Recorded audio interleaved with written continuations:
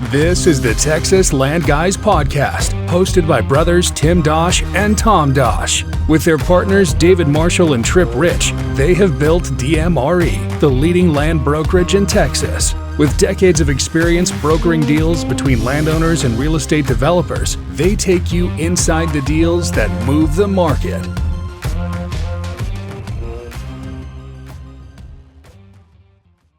Well, welcome to the Texas Land Guys podcast. We have a guest with us this morning in the Dallas office, Matthew Heinrich.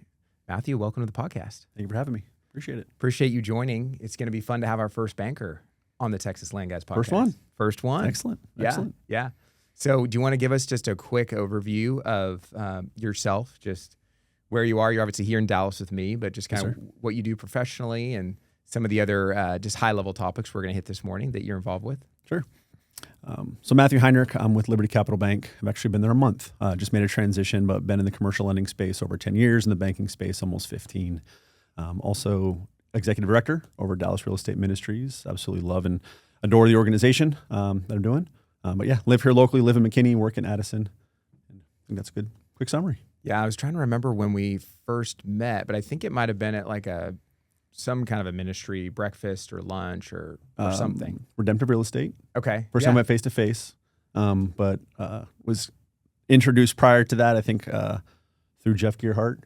Yep. And Bill Dodson, kind of all at the same time, kind of all made those connections. So. Yeah, so there's a lot of, I guess, converging paths because Abiding Fathers Yes, and then Dream or Dallas Real Estate Ministries and just your leadership there and gotten to be involved with that a little bit. And we're going to get into that in the podcast because I'd love for our audience, especially if you're here in the Dallas-Fort Worth area or if you're in town visiting from Houston or Austin and can make a lunch to join Dallas Real Estate Ministries. So I'll let you share a little bit more about what that is here in a little bit too. Sounds good. I thought first, I kind of wanted to dive right into what you do professionally because I think the lending side, we get a lot of questions from our, especially developer clients, just on what are we seeing on the land lending side, because that's kind of a unique side of the business. Sure. You've been at different banks, and so there's some banks that are going to be more open to that. There's times when no banks are lending on land. Right. And there's been times when banks have probably got a little bit too aggressive in lending on land. Sure. So would be interested just what are you seeing right now in the land space, and is it, if you are seeing land lending where you are, like, is it development land? Is it investment land? How are you guys making those decisions, and what does that look like? Sure. Yeah, I would say from a banking appetite standpoint, you're probably about 70-30. Probably about 30% are interested in doing it from a significant appetite. I think most banks will find the one-off, and go, all right, if it's the right client or if it's the right piece of land, a lot of them are interested. But from more of an appetite standpoint, I'd say probably about 30% are interested in going after it. Definitely more conservative than it used to be, a little bit more equity down. As well as structure. They're looking at what's the use of the land versus a buy and hold. A lot of the banks are shying away from the buying and holding and going, what's the purpose? How soon are you going to be developing? How soon are you going to be segmenting it off and selling it off? Are you going vertical, horizontal? And so knowing what the purpose of the land in, I think, is probably the most crucial part for those banks to make that decision.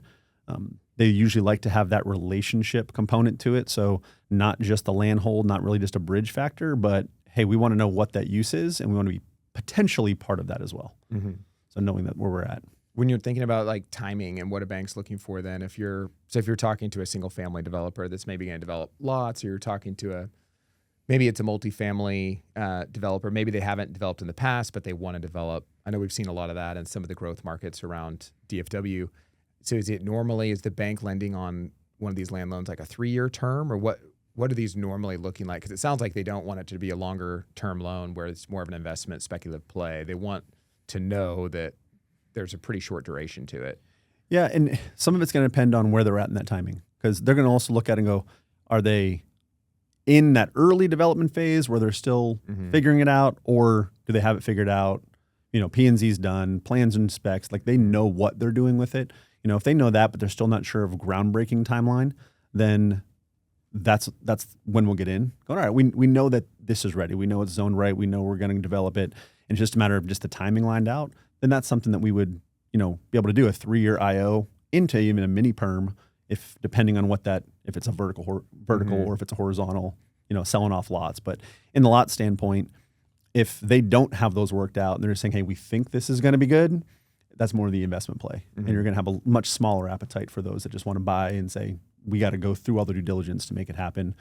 Then it's going to be harder to find those banks that want to just grab that land and with a speculative nature of it being horizontal. Do you see more almost then like just bridge to construction loans? And so some of those even be maybe like inside of 12 months, or that's the need a lot of times. It's just, I need a bridge that's going to get me between land closing to construction, and my project's pretty advanced. Yeah, I see that a lot more, knowing that, hey, we know where we're going.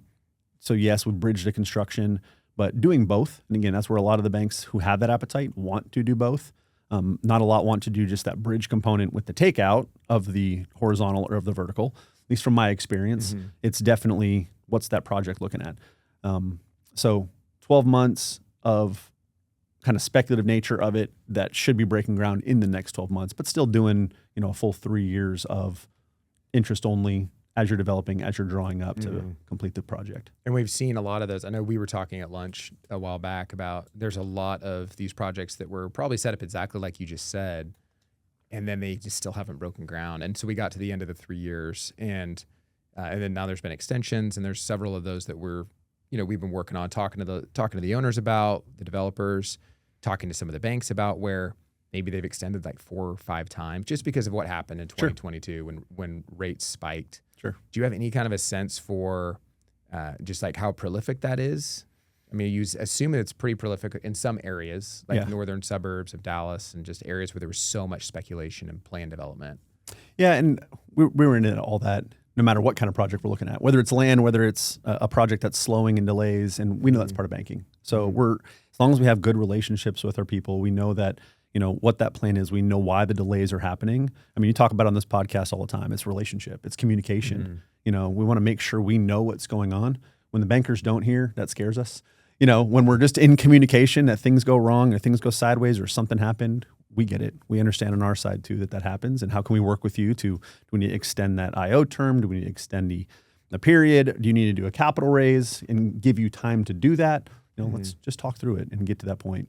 Yeah, because it sounded like, to your point, if obviously as a banker, your goal is you're lending to people, there's collateral, there's safeguards in place. And so we haven't seen a lot of foreclosures, at least on some of the land we're tracking. Obviously there are foreclosures, but we haven't seen as many on maybe the tracks that developer clients of ours have said, hey, can you keep checking in on this track? What's going to happen with that? Maybe the seller is still asking for a price that's just kind of a 2021, 2022, just kind of pre-interest rate hike, pre the glut of supply that we're in some of these markets.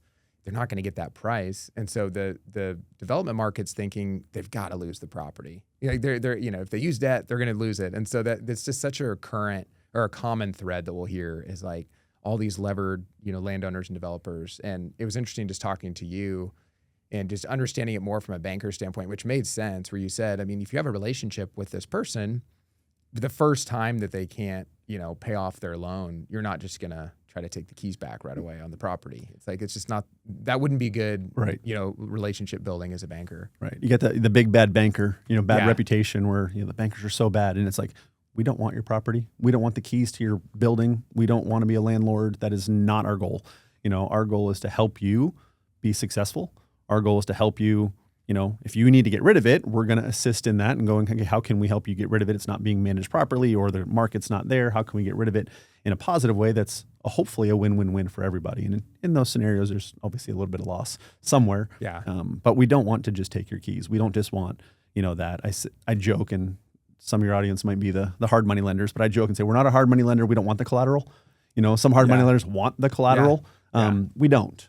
We have the collateral. We need the collateral. We need to be shored up right, but we don't want it. And so let's work together to see how we can get out of it and work together. But that's communication. Again, the only time loans usually go bad is when communication stops. Outside of that, a lot of stuff can be worked through together. We'll hear, when we do hear that there's maybe a land loan on one of our deals, a lot of times it's at 50%. Is there kind of a rule of thumb that you'll see where it doesn't, you're not seeing it go above a certain percentage of the deal, or it always kind of has to be within a certain border? Like, you're just never going to probably get above, regardless of the market.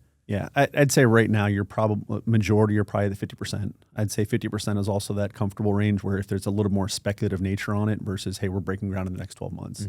Breaking ground in the next 12 months, I'd look at that and go, hey, we can probably do a little bit more, maybe 60, maybe even 65. That's a little bit skinny, but at the same time, if we know that things are happening and everything's going in the right direction, then we can take a little bit of equity on the land component. Still going to need on the vertical likely. But 50-50 is kind of that, still leaves a little speculative nature. Hey, if it's kind of out a little bit longer, because we're all in the guarantor support. We're looking at it's not an income producing property. That's what we do also. So we're not income producing. So it's coming from the guarantors. How long is that going to be able to last? And how long is that going to be able to maintain? Do we have interest carry rolled in? Do we have cash reserves for those things? All those play a factor as well, to know that we can shore that up in a couple of different ways to make it comfortable. But I'd say that 50 to 65% is kind of that range to go in. It's more speculative on the 50, more ready to go horizontal or vertical on the 65. And I know there's different levers that can be pulled, but like right now, what do you think rates are for like a 50% land loan? I mean, land loans, most people, this is a little tougher, just because it's going to be a range here because you have a lot of different across the board with appetite. You got the banks that don't want it, but will do it. And they'll be, prime 1.5. Then you're looking at more a prime, maybe a prime minus if it's, shovel ready to go. But again, that's kind of doing the bridge to construction, as then you're going to get a little bit on the lower end. A prime minus is probably tough. I might have just said that out loud. Well, no, my bosses aren't going to look at that one. No quote on that one, but in that range, the prime 1, prime 1.5 is probably where you're looking at for some of that. And are there certain use types right now that you said earlier, like depending on the use, depending on the timing, but are there certain use types that are just tough right now that, if you're seeing those uses come across your desk, you're like, that's just probably unlikely that we're going to want to dip our toe. But if it's this other use, then we're going to be really interested in it. Yeah. And I think that's the secondary appetite to the bank is do the bank want to do horizontal for single families or do the banks want to do industrial? Hey, we like industrial, ready to go industrial. So more likely to give better rates, lower risk. I mean, that's where the rates really come in, is the risk tolerance of the bank with the project.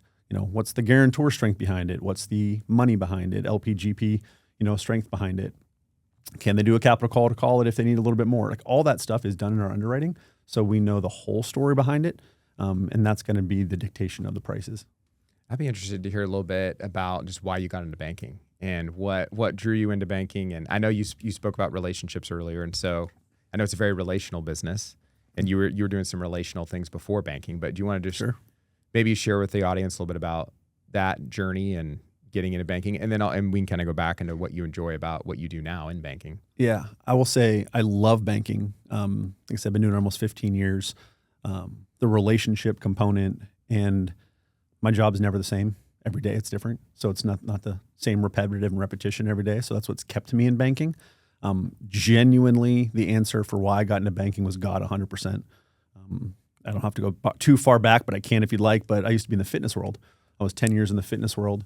And I literally had a client come up to me July 4th. It was nobody in the gym. It was a holiday, and he was working out. And he's like, what do you think of banking? And I'm like, I don't think of banking. Why? And he said, I think you'd make a great banker for what you do in fitness. I think you'd make a great banker. And I said, okay, started an interview process. And 3 to 4 months later, I was working for him in the retail banking space. Wow, so that's amazing. Genuinely God opened a door, and I did a lot of praying about it and made that transition almost 15 years ago. Yeah, that's amazing to go from the fitness world where you did that for over a decade to make a change. What was it like to go from, and I know in the fitness world, you were in management and stuff too. So you were used to running a business, and correct. You were not, you're not just, like working with clients and just training, and not used to maybe now what you do now at that kind of scale. What was that like though? That still had to have been very different to go from, and even just like what you would have assumed you'd be doing in banking, and just a different mindset. There was more crossover than I think most people would realize. In the role that I was in, it was the management aspect. I had very few clients left. It was more hiring, onboarding, training for cross-selling, training for sales component of it. Very much relationship. That's when people in fitness stay with you, is building that relationship and building the value in what you're doing. Balancing a P&L. We had 206 products and services. We had phlebotomists, chiropractors on staff. So it wasn't just, personal training boot camp that a lot of people think. So it's a very complex business model in comparison to the industry. And so that's where I think my boss saw the crossover. He's like, oh, you hire, you onboard, you grow, and you develop. So stepping into banking, there was all of those skill sets that were really just a perfect crossover. My first day, literally, one of the bankers, very respectfully, looked at me and says, he's from fitness. What can he teach me? And I said, well, you can teach me how to open a checking account, and I can help you with client relations. And it was pretty good relationship after that, where she was like, okay, I understand where that's coming from. And we developed a good relationship over a couple of years in working together. But it's that same thing. A lot of people have, how'd you make that crossover? Which I do give full credit to God of just how that transition happened. But it was a very good transition in the skill set crossover. Well, and being in the fitness space, I'm assuming a lot of people are drawn to that space out of a passion for fitness. Yes. Now, maybe you were a little bit more removed from like the actual, like you said, thinking about like the boot camp, the working out with a client, and you're running this really complex business that's now just a business. It could be fitness, it could be something else. But the big bag banker that you talked about earlier, when you went from fitness, which I'm assuming you had a passion for, or at least still do. Yeah, still do. Yeah, correct. To banking, have you developed that same kind of interest and passion in banking? Yes. So my degree's in kinesiology from Penn State. Gonna go into teaching, went into fitness instead, primarily because the money was better than teaching, just being honest. Yeah. But at the same time, what I learned moving into fitness was I had a passion for students. And I went from underage students to I have adult students in front of me who want to learn how to be in better shape, who want to learn how to be healthier. And so I found the passion for I was still teaching, and I was teaching to an audience that wanted to learn and wanted to grow and wanted to develop and wanted to, most of them, change their lives. And that same passion is in banking. I love to teach. I love to take somebody who doesn't know what they're doing and showing them balancing a budget, basic stuff in retail banking. You're balancing your debt, spending within your means. I'm a Dave Ramsey fan, even though I'm a lender. I know it's a little bit of hypocrisy, but discipline though is important. Discipline. Yeah. I think your brother said in a recent podcast talking about just living a life of discipline just helps us line it up so much better of living that and challenging yourself through that discipline, but can definitely give you more balance. And teaching that in banking as well. When you're talking about areas, I am a generalist overall from a lending space, but construction development and then church lending are really kind of my wheelhouses and what I have a passion for. And church lending is a lot of education and a lot of time of taking them and showing them of what you're ready for and what you're not ready for, and setting out a plan of when will this be able to happen. God's given you a vision, great, wonderful. Now let's find out what that timing is and those steps along the way. And so walking with clients to help them take those steps is really what the relationship banking part is, and why I continuously do what I love. I'll take the bait on the church lending because that sounds really, really interesting. Okay. Is that all new construction? Like expansion mostly, or are these churches recapitalizing as well, or what does that normally look like? I would say because of my connections, a lot of it has been construction, ground up construction or major additions. I've done a few refinances with churches or switching buildings. So, hey, we're selling this one, or we were in a renting space and now we're going to be buying our first building. So usually that's almost always a value add because whatever space they want isn't going to quite be where they're at. And so that's where bridging that gap of you want to buy the land to build later, or you want to buy, a building to renovate, but are you in that right position? Because I will never lend a church more than they can handle. One of the first churches I ever did, the pastor and I were standing out on his 40 acres. He said it and I steal it from him and say, if you build it, they might not come. And so we have to kind of prepare for that with the churches of going, we believe you're going to grow. We believe if God has his hand on this, it's going to be for his glory. However, we want to do this smart. We want to do this at the right time. And so sometimes slowing them down is a little demotivating for them. At the same time, we figure out what they can handle now, how we can prep them in a good winning way. And then we let God flex his muscles during the process, because we've seen that multiple times, which is just taking a deal that's dead to, nope, we're going again. And those stories are amazing. So, well, it's so good to bring those two things together. The faith that the church has that if we build it, they'll come, believing that, believing that God's behind this, it's going to happen. But then you being able to come and say, yes, we have faith that God can make it happen, but we also have to do this. Like in wisdom, there's a lot of there's a lot we can learn from Scripture about wisdom, not being foolish, counting the cost ahead of time, those different things. But there's a lot of these churches that they really do need good advice, and they need the guidance. Agreed. And we've interacted and worked with a lot of churches, and I think it's one of the more challenging clients to work with because they just have so many people involved, because there's always the head pastor and however they're set up, but the elders or the deacons, and there's always however many bankers in the church or however many real estate guys in the church. And so it's hard because, it's just getting everyone on the same page can be really difficult. But when I tell that, the one advice I usually give very early on is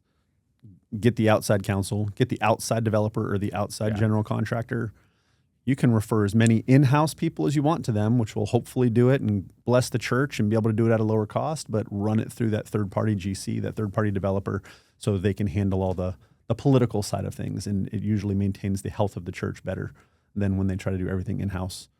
Unfortunately, we've seen some bad scenarios and some bad relationships through that. So having that wisdom there of let's have somebody manage it, from top level, from the professional standpoint, and we'll keep those and maintain the relationships on the internal. Yeah, no, I think that's good advice. Why don't you talk a little bit about where you were banking, and then now you're at a new bank, and just some of what you're working on now and what you're excited about, you know, in the new opportunity you're in. Yeah, Liberty Capital Bank out of Addison. Actually, it's two exits really up from close to where our office here. from where we're at. Just absolutely love the leadership behind the bank. You have Ryan Friend and Alan Morris, that are the bank president and CEO.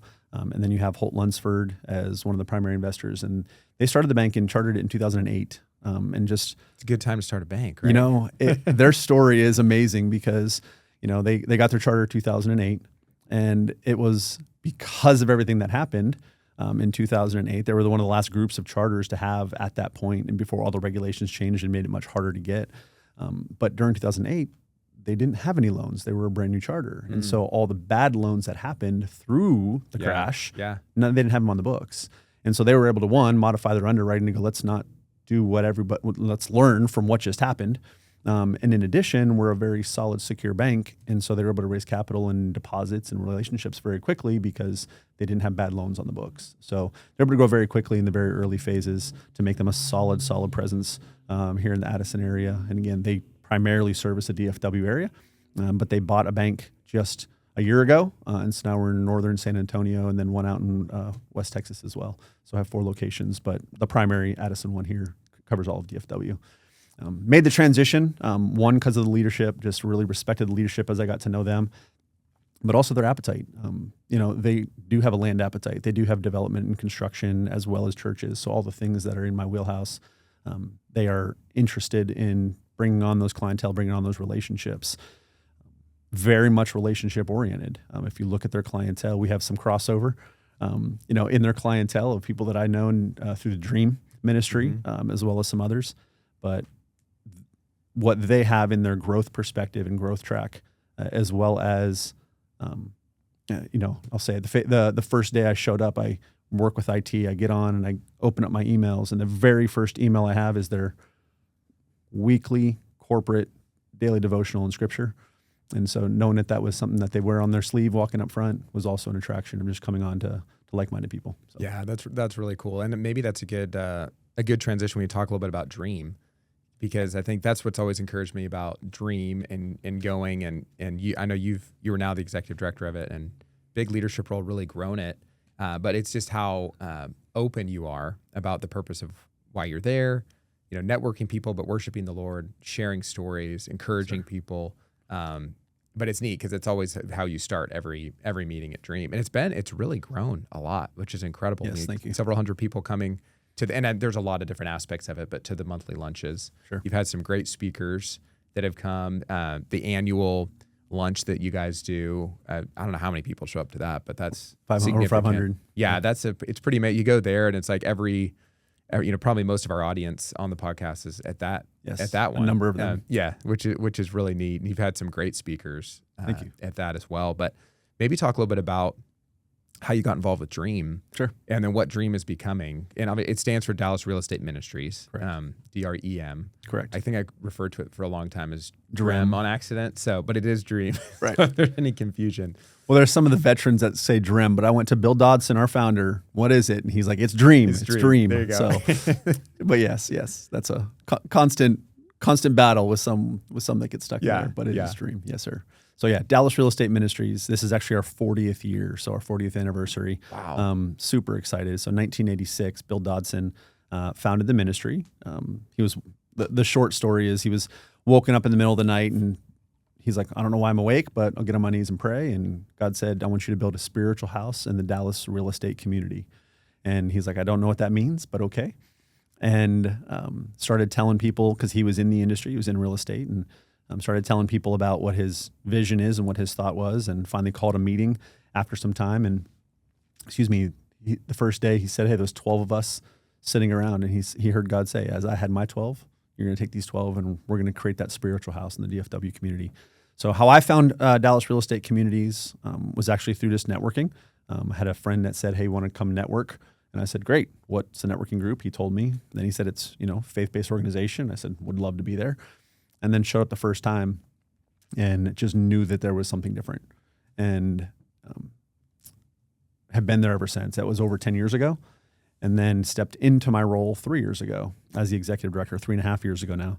And really what Dallas Real Estate Ministries is a network of real estate professionals from everything related. So from your investors and your brokers, land guys, developers, GCs, bankers, equity guys, investors, to services, your title, your civil, everything else in between. So really if it's industry related, very welcome. Our impact lunch that you mentioned is kind of our monthly corporate event.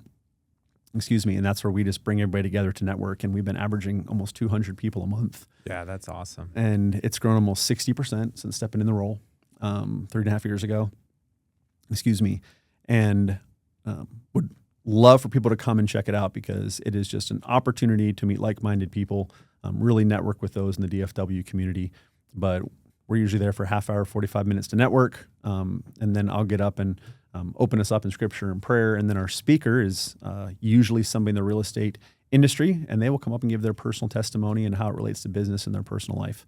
And then we close, and then there's more networking at the very end. So just a great opportunity. And then we do another 19 events a month as well.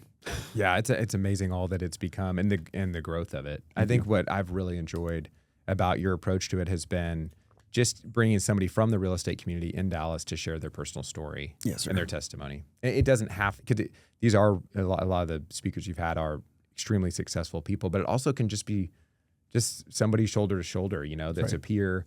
It doesn't have to be somebody flying in from somewhere else, to share what would still be an amazing story. But Correct. I think it's really powerful too when it's maybe somebody they're like, oh, I've gotten an email from them, or I've worked on a deal where they were on the other side of that deal, or their whatever it is, title company, and then you're now hearing their story, and it definitely speaks to the relational side of what you do on the banking side, just trying to build relationships and how we can do that together in Christian community, and then also in real estate Christian community. That's right. Which is pretty neat. So we may have to get you a different room pretty soon if it keeps growing. I know you guys don't tell Park Cities Club, but we're going to have to find plan B if God continuously sends people our way and we grow out of that room. It's been a blessing. Yeah. Very much been a blessing. Well, when you took over the role you're in now, I mean, did you have any idea that it was going to grow to the extent, I'm sure you wanted it to, but the extent it has, and I mean, because you're kind of thinking about like, where do you want it to go from here? Where, I guess it's wherever God has it going from here, but it's grown so much, probably beyond what you would have expected. Yeah, it's keeping up with God has been the boards in our continuous prayer of how can we keep up with him, because he's been continuously sending people our way, and we're just trying to be obedient and serving the community. So we've expanded into 6 prayer groups now. We were at 2, and now we're going to be at 6 prayer groups, and they're all over the Metroplex to try to cater to people. We're just about to start a Rockwell one next month, which is phenomenal.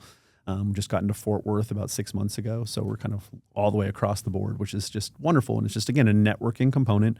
Come together, but we are praying together. We are in community together while that networking happens. So our first and foremost is putting God at the front of all we do.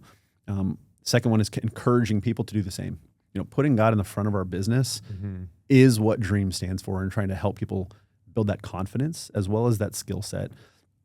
And then the third one is doing business with like-minded people. It really is the business component. I mean, that's the heart of Dream in its founding since 1986, is just bringing business owners and business professionals together in order to do business together with God at the middle. Yeah, it's encouraging.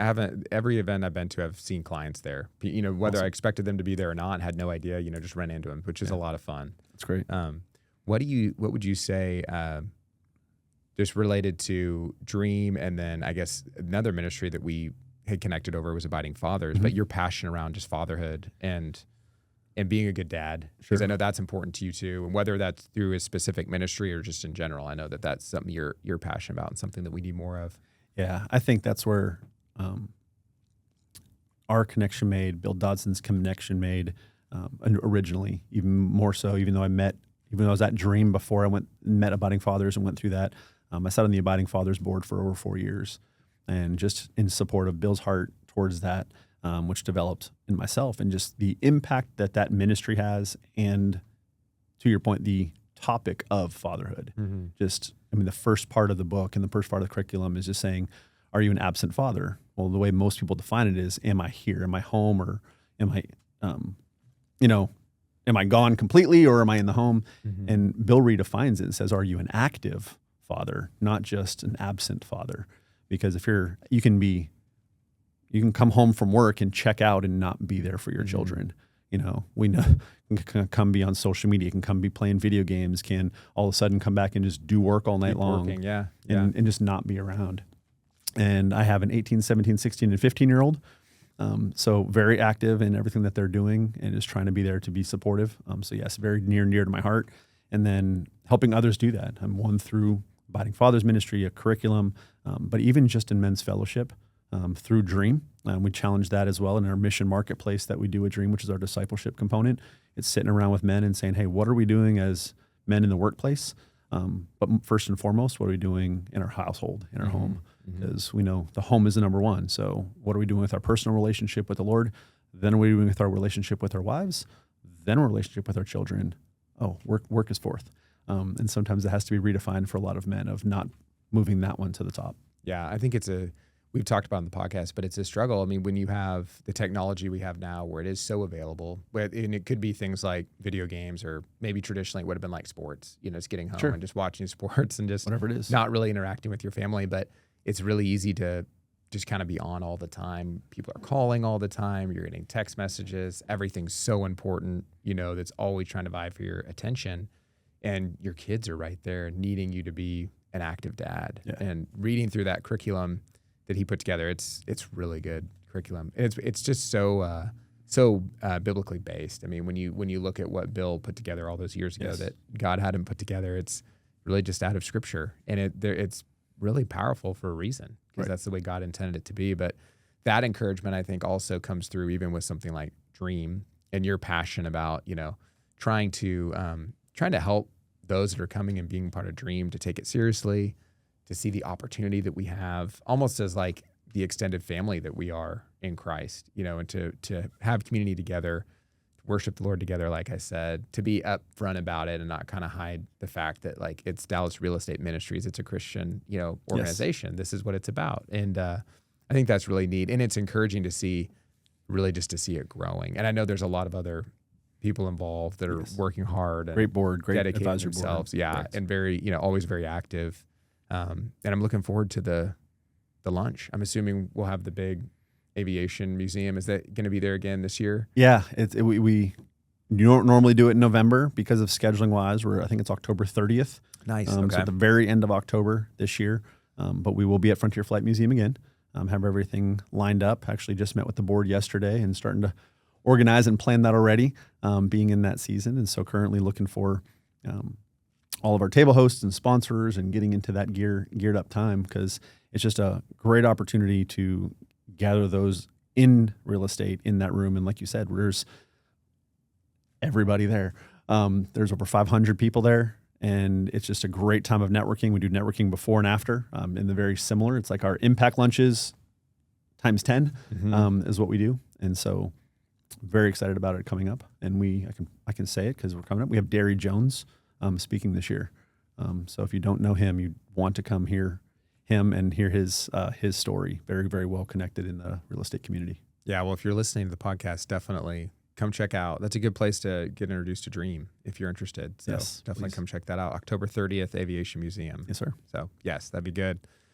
I want to talk a little bit about McKinney because I know Okay. that's where you live. And Yes. from a real estate perspective, McKinney has just continued to explode with growth. And my wife's still mad about that, but yes. Because she's from McKinney, right? She moved to McKinney when she was 8 years old. Okay, yeah. Been there. So She she can lived claim it for sure. right off the square, lived right Wow. off the square. Yeah. The church that we attend, the Parks Church in downtown McKinney, my wife's parents used to be a law firm, and they used to clean it when they first moved here. Wow. And it was now that's where the youth group is held and where Yeah. church is being held and everything. But yeah, she's been here most of her life. And I mean, McKinney, remind me, how long have you been in McKinney? You've been there 22 years. quite a while too. Yeah. So the Sure. growth you've seen, I'm kind of interested just to talk about the growth because Sure. even I've only moved from Houston to now we live in Frisco, but 5-6 years ago. Okay. And just the growth over that amount of time has been incredible. And just the amount of business that we've done when we've kind of backed up and looked at, okay, where have we closed a lot of our deals? Because we work all across the Metroplex. Yes. But a lot of times we're really just going where clients want us to go. And so Trey and I looked at it recently, and McKinney's the number one city, if you looked at just a city, that we've closed transactions in. And it's incredible just to see. I mean, it is a large land mass. There's a lot of land, Yes. and it expands, and that could be part of it.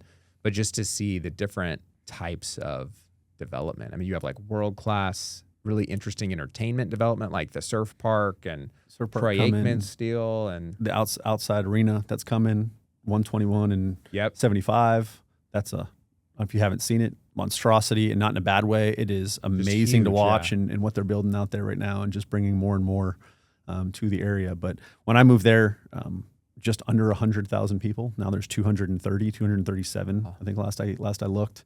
So more than doubled since I've been there. I think that was 25 when my wife lived there. She said she went to the big city to do restaurants of Plano, Wow. just to go to a restaurant. 25,000 people when she lived there? I think that's wow. what she said, yes. That's incredible. So just just amazing growth that we've seen. And then there was nothing along 380. I mean, when I lived there, when I first got there, the funny story is 121 was just a one-lane road from Frisco Mall all the way up. And so it was just a one-lane road once you get past that. That's when I moved up there and bought a house. When 121 was going in, I had a dirt bike. I used to rip up and down the middle of it. Don't tell anybody. That's but crazy. Before the sun came up, I'd go Yeah. right up and down the middle before This is 121. like just 20 years ago. And this is, less than that, because it was probably my 18-year-old. She was probably, a couple years old. So probably about 16 years ago Wow. or so. And when it was getting expanded, now 9 lanes? Yeah. Oh, it's incredible. No, 12 lanes when it was just a 1-and-1 when I lived up there. So yeah, it's been It makes nonstop. sense because we'll have clients that are, based in Dallas, and they'll be like, oh, I haven't been to McKinney in a long time. Or, they'll be like, well, I'll be like, when's the last time you went to downtown? Because we've been marketing this big property next to downtown. And they'll be like, I haven't been there for probably, 15 years. So with what you're talking about, Yeah, it's like you wouldn't recognize be it. able to 15 recognize it. years. And what you did think of it then, yeah, you probably shouldn't go build some huge, but today Right. it's totally different. Like you Totally could different. you could justify it now. Yes, totally different. And I had a friend years ago. I'm trying to remember. He was probably down in this area, and told him I was living in McKinney. And he's like, "You haven't moved away from McKinney?" He's like, "That's like Oklahoma." And I'm like, "You thought McKinney's like Oklahoma?" And this is probably less than 15 years ago. Yeah. In that mindset. And now Sherman and Denison are part of the Metroplex, or coming close to growing into what we're doing. So. Yeah, it's incredible. Well, you'll get that a lot with Melissa and Anna, but yeah, it just continues to grow further north. And I think we will eventually probably, it's hard to say run out of land, because people have always asked us that, you guys are land brokers. Aren't you worried about running out of land? It's like there's a lot of land in Texas. And you can always start redeveloping too. Sure. But there are the core parts of McKinney. There really is not as much land left as there was. I mean, it's been incredible to see that 121 corridor all kind of develop right now at the same time. I was surprised when I moved here, because by the time I got here, those roads were in, 121 was in, and you're like, this is an incredible freeway, and you have all this growth on both sides. How is there nothing, it's all this land. Sure. And then now it's all gotten developed. Yep. Or is being developed really at the same time. And it's all mixed use, the farm and the avenue and the gateway, all these huge 121, developments. yeah, They're all all those. four-story minimum, 5-story or taller developments. And you have all big developers, Billingsley, all these big groups developing it. So it's been really interesting. And you live kind of like right in the center of McKinney. And so do you spend much time going up north of 380? Because that area has really, really expanded. Yeah. I'm trying to think like Irwin Park and all that, where that used to be like kind of out in the middle of nowhere. It used to be being like a couple of years ago. Yeah. And now there's development all the way up to it. Going all the way up. I mean, the horizontal going in for a lot of neighborhoods. There's a new multifamily project right off of Lake Forest, just north of the Baylor Hospital, that's going in up there. Actually working with a client right near there as well, and just continuously expanding their land, going up to Lake Forest, and then all the way up to I'm blanking on it right now. Could be Bloomdale. Would it be Bloomdale or? It's I'm blanking on it. North of Irwin Park, you just keep going up, and it's great farmland up there and that kind of stuff. Mm-hmm. But it's all coming. Where the outer loops cutting through and all that. Yeah. Exactly. Yeah. And it's been continuously growing up there, and I've really liked to see it. And same thing. My wife doesn't like the commercial side of it, but that's just because she's been there for so long. But well, downtown McKinney still has a lot of charm, and they've done Yes. a really good job with that. Obviously, there's been a lot of development. So if you used to live right off the square, you probably wouldn't do that anymore. It'd be pretty different today to do that. But that was one of the most unique places I had been to in Texas when I went to downtown McKinney. Great. Just such a neat place. And I tell people all the time, we live in Frisco. I love Frisco, but it's more of a commute thing because we office right down the tollway, and I live really close to the tollway. If I had my choice, I'd live in McKinney. I just, the culture there, I love going to downtown McKinney and people are wearing cowboy hats, and it's just a little bit more like, stereotypical Texas. You have the actual cowboy hat store. You just kind of feel like you're in Texas. And there's some really neat little restaurants and, places to eat, parks, and they've done a great job with that whole area. And it's interesting as you talk about McKinney, it makes me think Salina. I know Salina has been on everyone's radar that this is going to be this, incredible city. The landmass is enormous. I think it build out Salina's can be like over 400,000 people. Wow. So it's going to be enormous. But at the same time, a lot of our developers had gone out to Salina early, and there's just been a lot of development, and it's just taken a little bit longer for people to get up there than maybe they expected. And so we're kind of in this weird place right now where, investing in Salina today is a little bit difficult from a development standpoint because there's so much that's been built. But I think when we fast forward 5 and 10 years from now, it's just going to be incredible. Yeah. The growth, and you think about some of what's been built, even close up to that area, like the PGA headquarters and the whole Firefly development that's going in, and that's really far north. I mean, that's all the way up at 380. So a lot of times we're educating people down here in Dallas on just how far north it's really gone. Mm-hmm. And I think it's been kind of an advantage for me. It's not stopping. No, it's not stopping. No, it's been kind of an advantage for me coming in as, from Houston, not just trying to learn DFW because I didn't have any, preconceived notions around like, well, that's Oklahoma or that's so far out or, it's just it.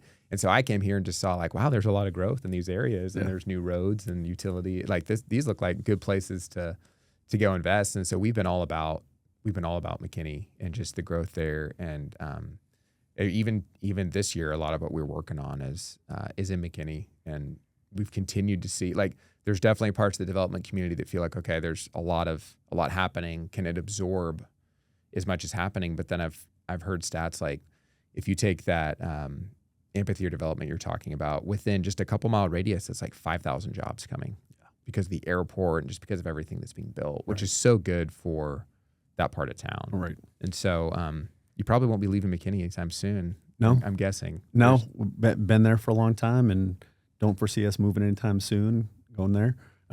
Dallas is coming to you too. Yes. Because with all the recent announcements of the Stars, the Mavericks, Samsung, AT&T, everything's really moving much further And we don't north. have to move to it. It's moving. That's to right. us, It's like you moving. said. It's moving coming up there. Yeah. And that's where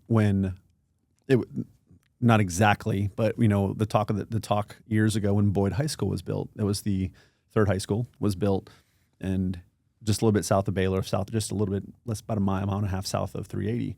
That was like far north of McKinney of the populace, and everybody's like, well, it's building so far. There's already McKinney North. Why are we building so far north? And like that's going to be the middle of McKinney. Yeah. And everything in 380's happened, and everything's being developed more, and just drove past all of those developments west of McKinney North, and just more and more horizontal. It's just going to be more and more houses and developments coming through, and just continuously people coming. So, do you know how many high schools McKinney has now? 3. Okay. So 3 high schools. Okay. Yes, sir. Yeah. So those must be some big high schools then. They're pretty big high schools. They all have to be pretty big. Yes. Because I heard the stat on, I can't remember, but Frisco's number of high schools was crazy. Yeah, they have a lot like more. 10 or 12. It was crazy. Yeah. And I don't want to misspeak on that, but it was a big number, which was wild. But really the difference in the population, Frisco is a larger population, but McKinney, like you said, getting up in the 250 range, somewhere in there. These are enormous cities. Yeah. And so, and then where I come from, from Erie County, and in Pennsylvania is where I'm from, and it's like 130,000 people for Erie County, which is 1,550 miles, and you have 71 miles in McKinney, square miles in McKinney, and only 150,000 is kind of where the small town comes from. That's incredible. Well, the stats on just Collin County, its population, and how much further it has to grow, because there's still so much land located in Collin County, is incredible. And a lot of the business that it's attracted to, because a lot of these new corporate moves up into Plano are sliding into Collin County. So yeah, just incredible. So it's a good place to do banking. It's a good place to do land. Yeah. And we're fortunate, very fortunate for that. Yep. And the continue, not too far from all the development up North Dallas Tollway, your way, up in Frisco, all the way up to 380, all coming that way too, and edged up right up with McKinney as well. So yeah, it's the tollway expansion and the jobs that it's bringing all the way up into Frisco, and the developments like the Mix or the Star or Frisco Fields. There's so much land for corporate expansion, and I think we'll continue to see it. I think Plano's is starting to kind of fill in. There's not a lot of positions left to go there, and so Frisco will just continue to benefit from a lot of that. Agreed. So if somebody wants to connect with you, both on the banking side and or the dream side, do you want to just kind of tell the audience how they could do that? Because I think there could be a lot of those listening that would love to pick your brain on probably lending and banking relationships, but also would be interested in checking out Dream. Sure. Yeah. Everything with Dream is drem.org. Everything's there. Our events page is there. Information on our annual that's coming up. Again, we do 20 events around the Metroplex, not only our Impact Lunch.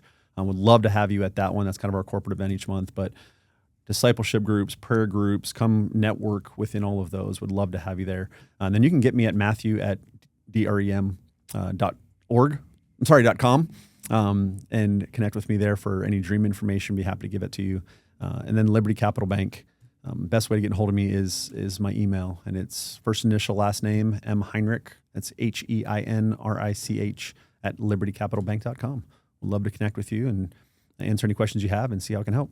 We make it really confusing. We have DMRE and then we have DREM. I know. First time I said that, I'm like, there's a little synergy there of just got to move them around a little bit. But I guess if somebody makes a mistake, it'll get to us somehow. Hey, Matthew. No, that's the slide it over. So. We'll figure it out. Yeah, that's good. We'll figure it out. I like it. Thanks for coming on the podcast today. It was fun. The last time we had lunch, I was like, it'd be great to get you on. I think our audience would really enjoy just hearing about what you're doing on the lending side, but also just your story. I think having spent so much time in a completely different industry, but then all the carryover in relationships, because really real estate is a relationship business. And Agreed. Being in banking, caring about people, understanding what their needs are, trying to help them find solutions, getting to do that every day. It makes sense that you would enjoy that, whether you're doing that for fitness or whether you're doing that for banking. So, well, that's it. I mean, it's developing the relationships, and we all know it has to start somewhere.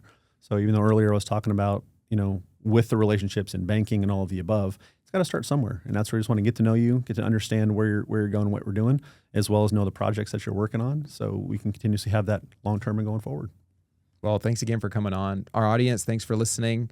Please check us out on LinkedIn. Feel free to send me an email, tom@dmarie.com. Would love to connect with you. And then Matthew shared his information, so definitely connect with him. We'd love to see you at the next Dream event. Thanks, Matthew. Thank you, sir. Thank you for listening to our podcast today. If you have questions about land you own in Texas, send us an email at texaslandguys@dmre.com and follow us on LinkedIn to stay updated.